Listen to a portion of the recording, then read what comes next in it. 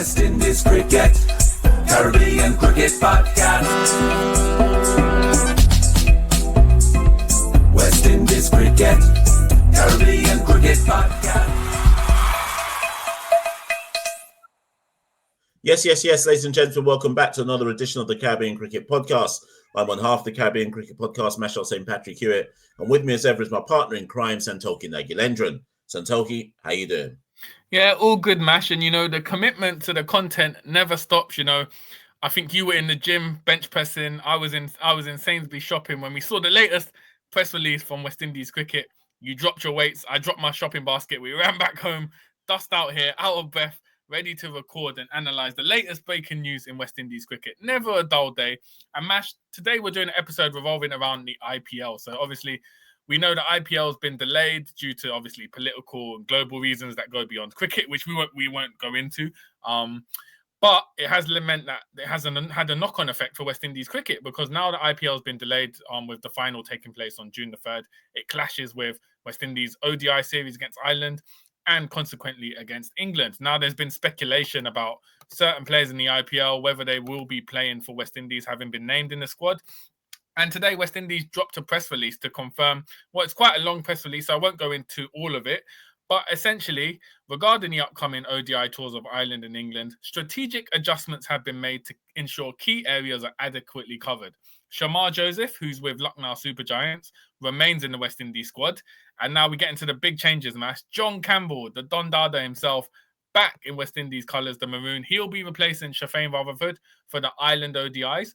And Shimron Hetmyer, King Hetty, back again. He's unavailable for the Ireland leg, but will join the squad for the England ODI. So Hetmyer and John Campbell together replacing Shafane Rutherford. And Jediah Blades, who featured in the last ODI series against Bangladesh, will replace Romario Shepherd. So first things first, Mash, I guess essentially what this means is Romario Shepherd and Shafane Rutherford have essentially chosen to stay in the IPL rather than play for West Indies cricket. That was expected, wasn't it, Mash? I wanted to believe that they would choose West Indies over the IPL. I wanted to believe. I didn't expect it, but I wanted to. No, do you know what? I wanted to believe two things. I wanted to believe that Cricket West Indies would dig their heels in and say, you're only getting these players if you up the, like, you're going to have to pay for this. Like, you're not just getting these players just because you're the IPL. That was the first thing, until you pointed out to me, but Shafane Rutherford doesn't even have a central contract, so he can do what he wants. So then I was like, okay, cool. I get it when Shafane Rutherford will obviously say he's playing IPL, because technically he can. Romario Shepherd does have a central contract. So I was like, well, technically, West Indies can play hardball here and say, my guy, you're going to have to come back and play for West Indies. England have done it. All the England players are going back. South Africa just announced a few hours ago that all the South Africa players are going back after the 26th of February to meet up with the players that have to play in the World Test Championship. So other nations have dug their heels in and said, nah, players are coming back. Some of the Aussie man, like Mitchell Starc, has told his team, I'm not coming back, because Australia takes precedent, right? So I wanted to believe, yeah, West Indies players will do it.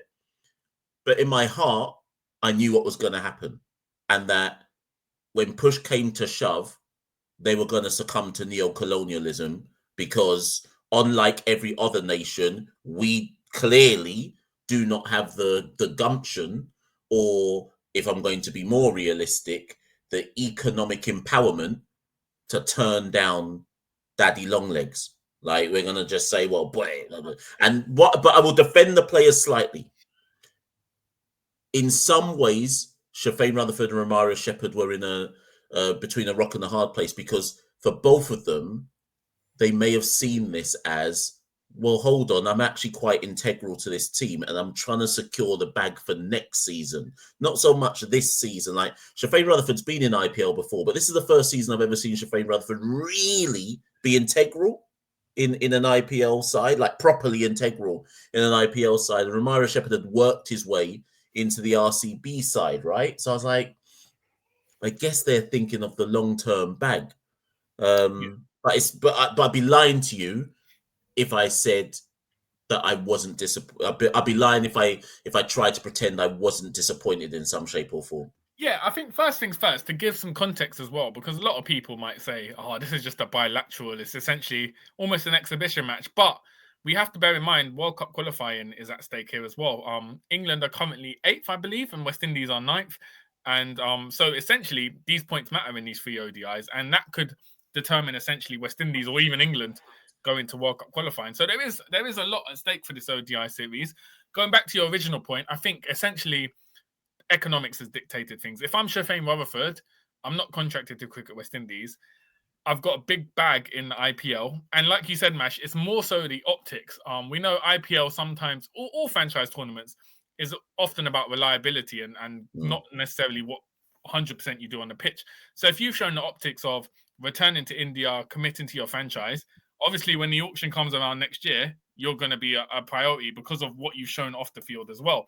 So for Shafane Rutherford, it makes sense. Romario Shepherd, again, RCB, I think, are top of the table. Romario Shepherd's come in for their most recent games, has been a key man with the ball for them. It's going to be hard to kind of turn down the IPL just because of what it guarantees in the long term. However, like you said, it is disappointing, particularly from Romario Shepherd, to see him not play for the West Indies series, incompletely, the ODIs against Ireland and England. However, I think, like you said, it just reflects sort of our status in sort of global economics. England, their central contracts are worth, 1.2 million or something along those lines, US dollars.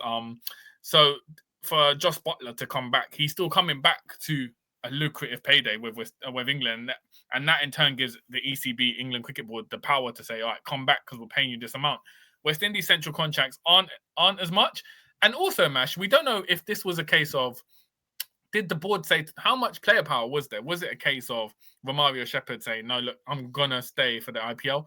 Or do you think as well, bearing in mind Cricket West Indies, how reliant they are on Indian finances and relationships with the BCCI, did they just give them sort of carte blanche to say, look, if you want to keep these players, your franchises are entitled to do that, and we won't say anything because of the unique circumstances? Because the press conference, the press release dropped earlier today, did sort of imply that, you know, they were sympathetic to the reasonings behind, you know, the IPL being extended, and they had to allow for those circumstances. So I wonder how much of it was player power and how much of it was just board dynamics and sort of board politics that meant that this had to arrive at this outcome.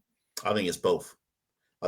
Because there's a line in the press release where it says Cricket West Indies fully supports those players who choose to remain in India to complete the tournament. So I have to read between the lines of that and assume that Shafane and Romario indicated we want to play the rest of IPL, right? At the same time, I also can believe that Cricket West Indies would have thought we depend so much on Indian eyes, Indian money, like from the players to the board, we basically have to suck the toes of Indian cricket to survive, right? So I think it's a combination of both just thinking long-term financial security. On one hand, the players, on the second hand, the board, just going, oh, we can't do it. Look at what happened with the United Arab Emirates, right? When PSL announced, oh, we'll finish our tournament in UAE. Look how quick UAE turned around and went, yeah, no, you won't. After saying they could, they turned around and said, no, you won't, because they suddenly realized, well, hold on a minute, like India are our masters. We ain't going to piss India off, so we're going to just tell PSL it ain't happening. And I think whether you want to call it wiser heads, cooler heads, weak heads, call it what you want, I think the ultimate assumption here is that for the board and the players, it's an acknowledgement that if India say jump, we say how high.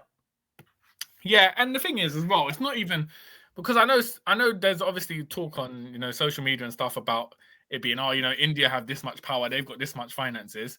To be honest, with cricket, England had this power before, but the problem for us is West Indies have always been victims to their economic powers. With the same way how you had the greats of the game having to go and play in Lancashire leagues or amateur leagues to earn their money. Yeah.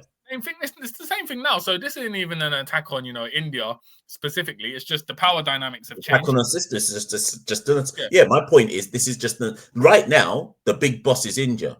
If we were recording the Caribbean Cricket Podcast in the 70s and 80s, we'd be talking about England. Yeah, and we say, exactly. Well, boy, if England say jump, well, then do you see what I mean? And also, in fairness, though, Santokie, Maybe it's not the same dynamic though, because let's keep this balanced. Hmm. In the 70s and 80s, though, we were the kings.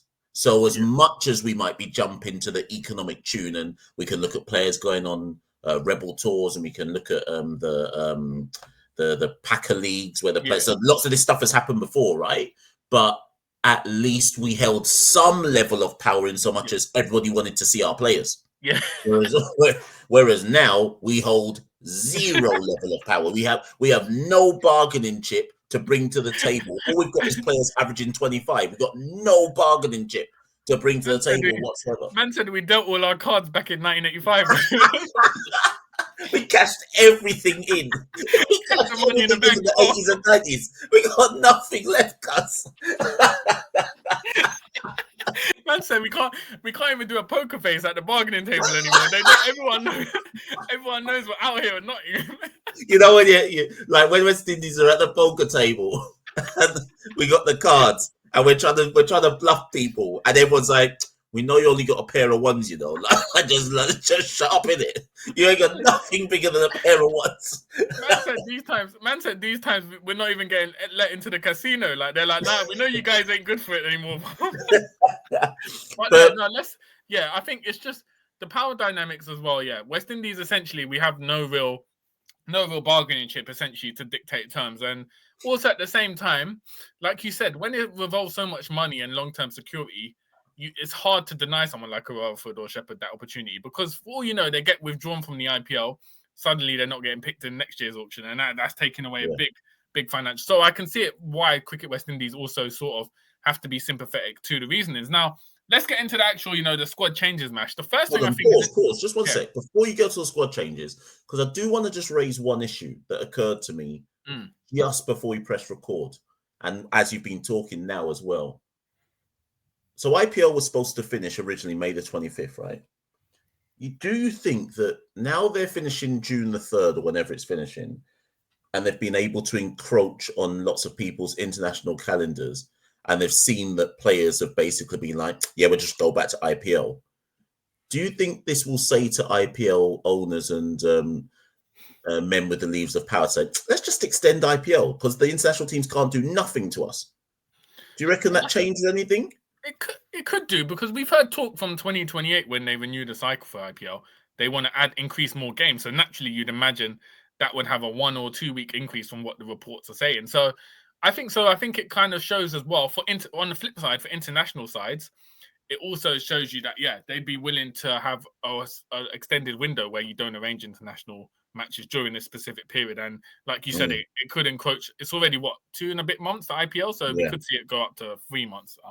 Potentially. So I think it does also show, to be honest, it's an interesting, because at the moment, everything's sort of moving. In the last 24 hours, things have changed. Like you said, we've seen a back and forth with the South African players. They've been told they have to play IPL, then they've been told they have to be back. And then it's been a lot of negotiation. So it'd be interesting to see when the dust settles, sort of what every nation has sort of settled on in regards to their players. But it does sort of show you, like no other franchise tournament in the world, it has this power essentially to dictate that, and that kind of shows you what everyone knows, how powerful the IPL is. And like you said, it's dictated by economics essentially. It's the most lucrative franchise league in the world.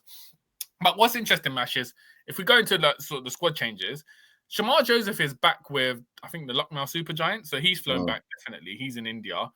It says in the West Indies press release, Shamar Joseph will remain in the squad.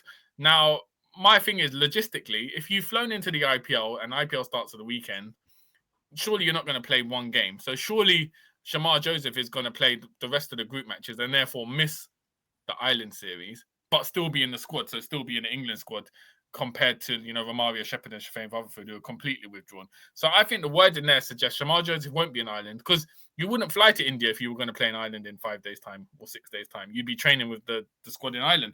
So I think Shamar Joseph is also going to miss the Ireland series and then be in the squad for the England series later on in the tour. So that's also an interesting one. What did you get that from the wording? Yeah, I now when you've explained it like that, that's what I think it must mean. But I've got a bigger question for Shamar Joseph. Yeah. He's played one IPL game, and this is his 3rd season, I think, or is it his second one? Second, right? He's played one IPL game in his career. His one is even more disappointing because West Indies have given him a multi-year contract, right? unlike Shafane don't have one. Romario's got the 1 year roll on thing. Shamar, West Indies Cricket have invested in him and said multi-year contract because you're the guy. You ain't played not one match in IPL. You've played one game in your whole IPL career across 2 seasons, and you're flying back to go. If he goes back, Santokie, and sits on the bench for the remainder of IPL, why did he fly back? Yeah, but he hasn't played this season, I don't think. That's what I'm saying. So what's he flying back for? Unless they've promised him and said, you know what? No, but Lucknow could still qualify. So clearly he's not in their best team. So what's he flown back for?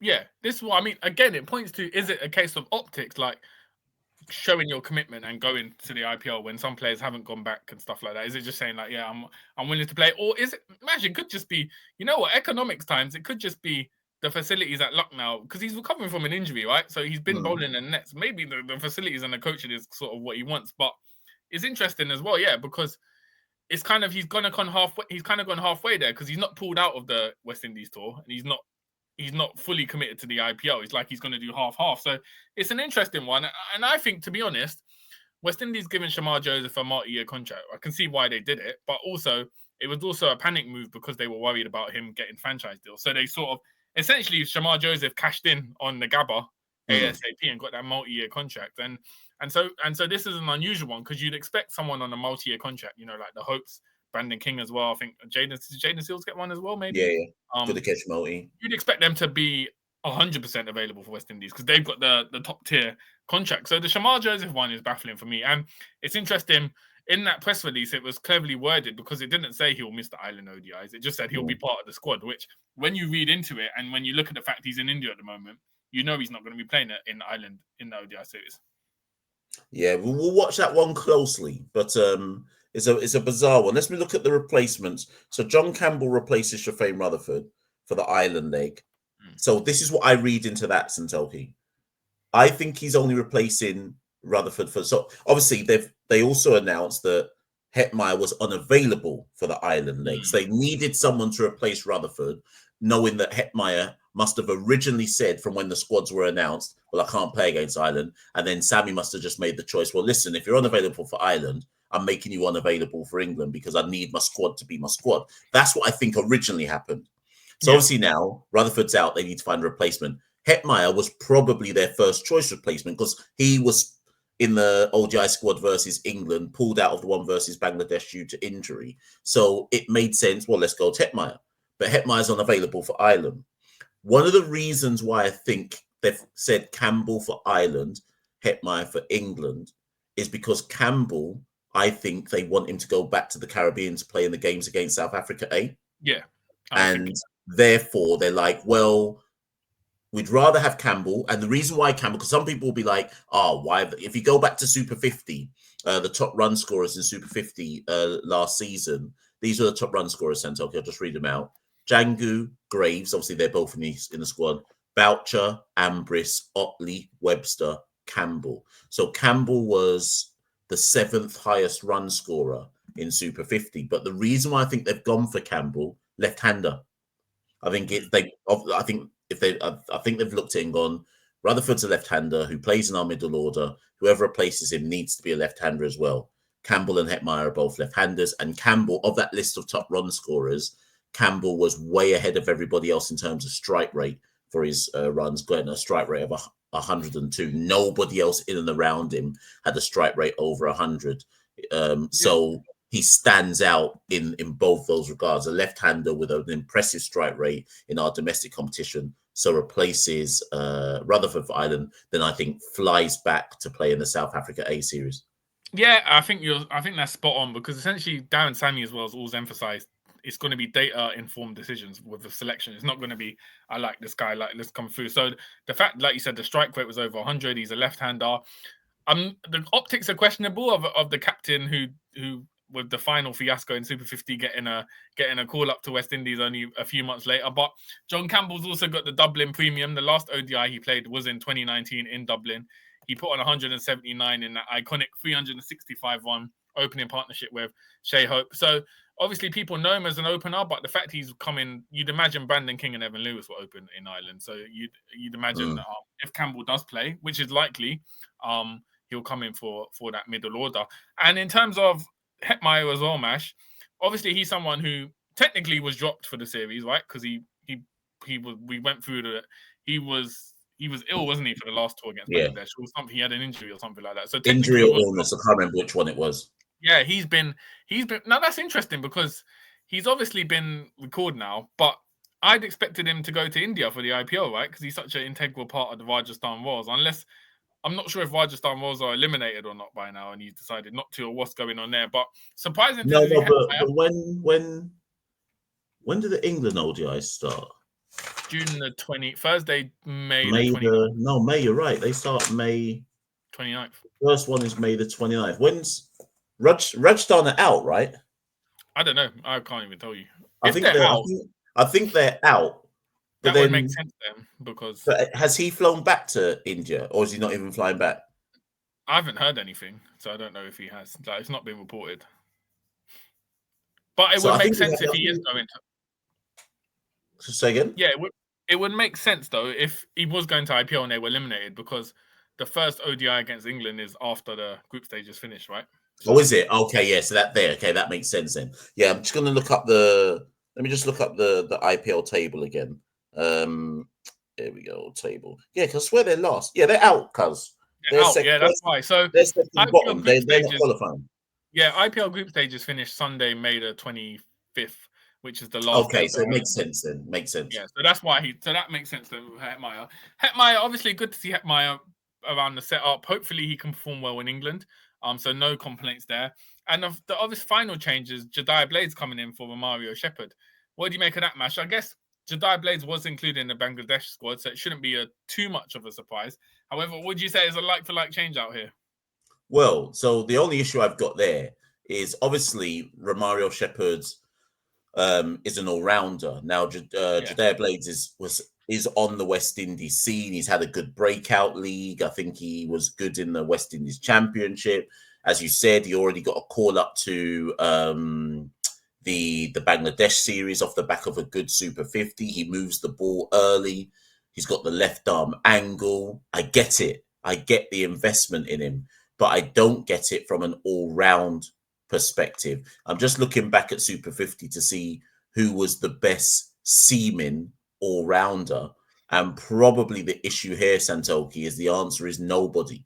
So I assume that they've looked at it and just gone, well, in the absence of a standout all-rounding seamer, let's just pick a bowler. And because Jediah Blades is already on their radar, they see it probably as that is he there for Ireland only, or is he there for the whole thing? Let me look. What did it say? Yeah, for the whole thing. For the whole thing, right? So I think, if this is the reason, then I agree with it. I think they see it as, this is a good development tool for him. He may play one game, he may play none, but either way, it's good for him to be in and around a senior squad, like same with Jewel Andrew, and just carry on his kind of development in a kind of high intensity of the actual men's senior team. But I think this is just because they can't find, or they haven't identified a next. This goes back to our all-rounder episode we did the other day. We got Holder, Dre, Romario. Who's the next seaming all-rounder in the region? Yeah, exactly.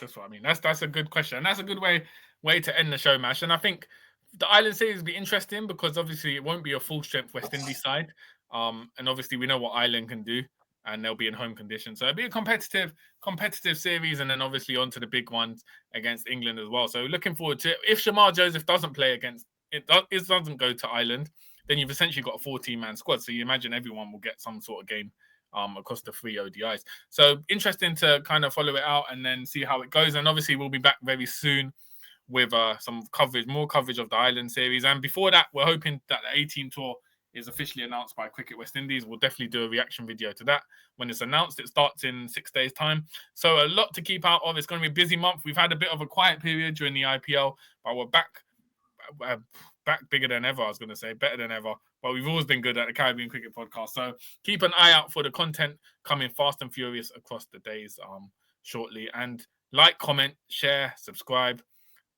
Follow us on Instagram, X, TikTok. I said I'm tired. I'm looking. You know when you're doing the eye test at man was looking at the screen like, what's that one again?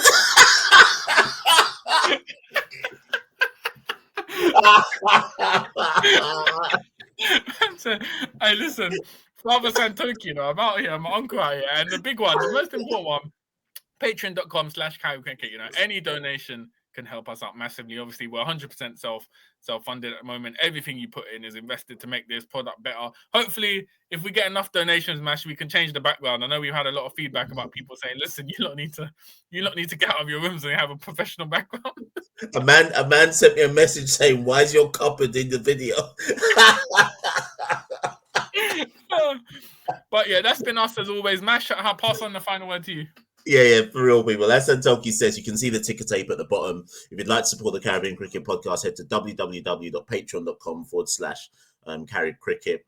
Somebody messaged me the other day and said, Mash, I can't sign on to Patreon. It's too complicated, but I'm happy to support through PayPal. So if you're somebody like that as well, just message us. PayPal's also cool. Or you can use on YouTube, there's a super chat. I can't remember which one it is. Thanks button in the messages below here as well. So thank you as ever for those of you who are continuing to engage with all the Caribbean Cricket Podcast content. And Santokie and I will be back very, very soon with some more content. So see you then. West Indies Cricket, Caribbean Cricket Podcast. West Indies Cricket, Caribbean Cricket Podcast.